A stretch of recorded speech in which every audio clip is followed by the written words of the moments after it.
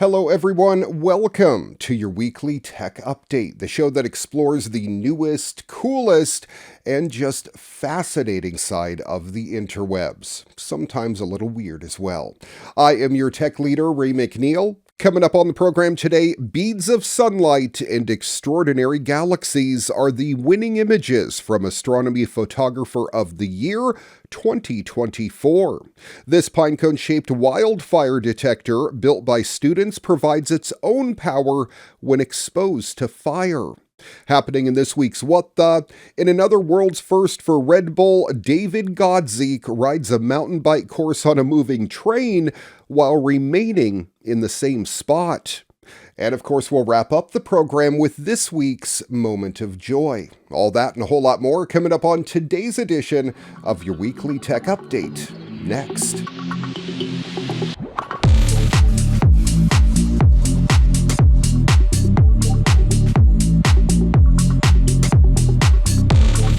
The extraordinary winning images from the world's biggest space photography competition have been revealed by the Royal Observatory Greenwich. Now in its 16th year, the Astronomy Photographer of the Year competition aims to highlight amateur space photographers from around the globe. This year's winning image was taken by Ryan Imperio from the United States. His image capturing the progression of Bailey's beads during the 2023 annual solar eclipse came up top among 3,500 submitted entries from 58 countries.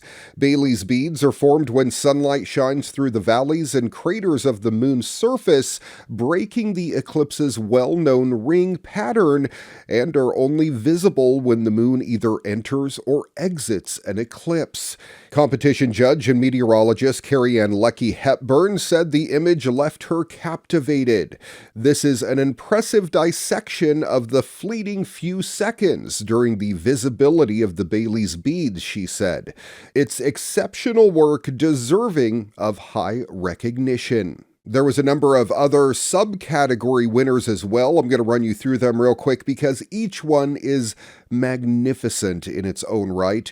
The Skyscapes category winner is titled Tasman Gems, and the description reads, "The peaks of the Tasman Valley in Mount Cook National Park, featuring the hydrogen clouds of the Gum Nebula." The Galaxies category winner is titled Echoes of the Past and reads, "This picture shows the galaxy NGC 5128 and its surrounding tidal wave system." Our Moon category winner is Shadow Peaks of Sinus Iridum. Sinus Iridum, known as the Bay of Rainbows, is about 260 kilometers in diameter and is bordered by several smaller craters on the Moon. The Aurora category winner is titled Queenstown Aurora. It's a rare pink and red Aurora australis appearing over the mountains in Queenstown in Australia. The Planets, Comets, and Asteroids category winner is titled On Approach and reads, "This false color composite shows the phases of Venus on approach to inferior conjunction." The People in Space category winner is titled High Silhouette. Check this one out. The International Space Station is silhouetted against the backdrop of the sun's eastern solar limb. The Stars and Nebula category winner is titled Unexpected Discovery. In the center of the famous constellation Cassiopeia, the team identified a previously unknown gigantic supernova remnant. The Sir Patrick Moore Prize for Best Newcomer goes to the photo titled Dolphin Head Nebula. This one is absolutely incredible too, considering it was done here on Earth and not from the James Webb Space Telescope, for instance, which is pulling in amazing photographs which look very similar to this, albeit with, yes, a little bit more detail. This one reads, "The Dolphin Head Nebula is a bubble of hydrogen gas pushed out from a very luminous Wolf-Rayet star." The Annie Maunder Prize for Image Innovation goes to Anatomy of a Habitable Planet. The author says this image depicts our endangered planet Earth as a distant civilization might study it. And finally, the Young Competition winner goes to the image titled Dusty California. The California Nebula is located at a distance of about 1,000 light years from Earth, and this picture was taken by Astronomy Photographer of the year 2024 Young Competition category, Danielle Bassari. If you've ever played a game set in the galaxy far, far away, there's a very good chance you found yourself beneath the robes of a brave, lightsaber-wielding Jedi. But while the force-flinging power fantasies fulfilled in entries like last year's excellent Star Wars Jedi Survivor are a ton of fun, sometimes you just prefer the comfort of a good blaster by your side.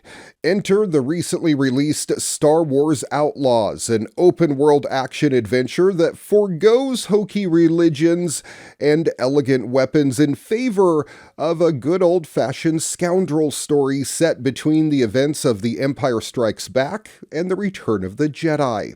It is basically a Han Solo simulator. With Han Solo encased in carbonite during this time period, scrappy protagonist Kay Vess essentially fills in for the iconic character, navigating the galaxy's criminal underworld in a fashion that'd make the scruffy-looking nerf herder very proud.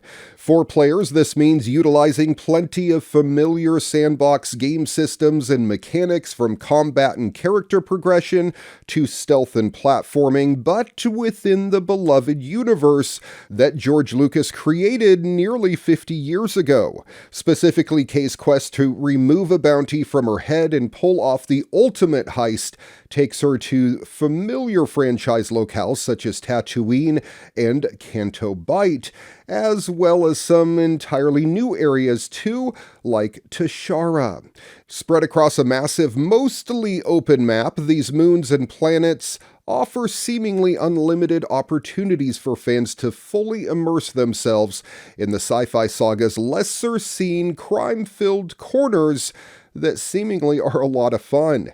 Whether you're tackling a critical objective like stealthily infiltrating a heavily guarded Hutt cartel base, or maybe just killing time hanging out in a dimly lit cantina, Outlaws never feels less authentic to its scum and villainy source material. But while the spot-on world building, incredible attention to detail, and oozing atmosphere constantly make you feel like you're starring in an original trilogy side story, the gameplay can occasionally pull you from that fantasy.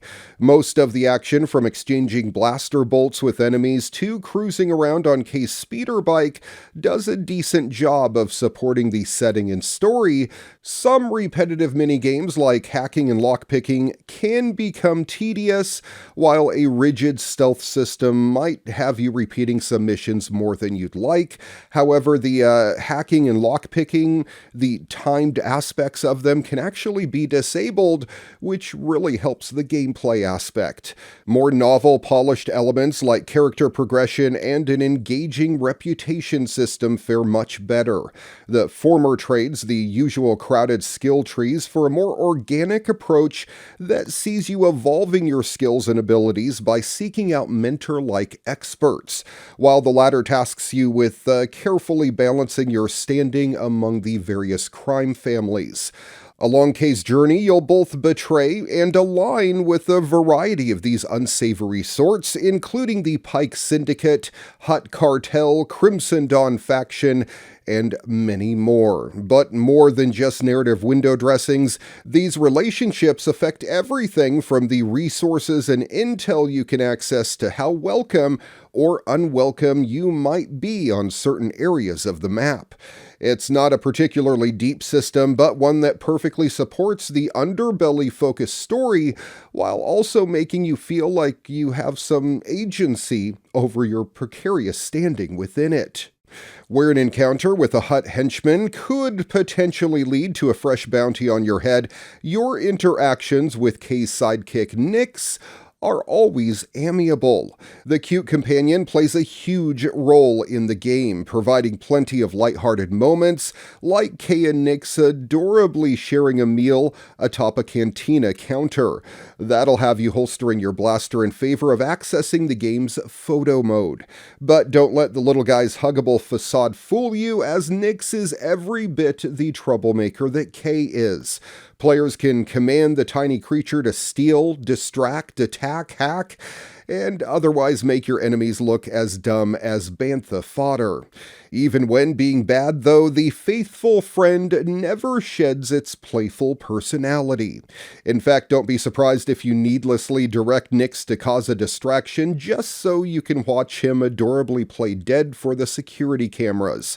Much more than a useful gameplay mechanic, Nyx is a Chewbacca-like friend that's always got your back, and in fact rides on your back a lot of the game.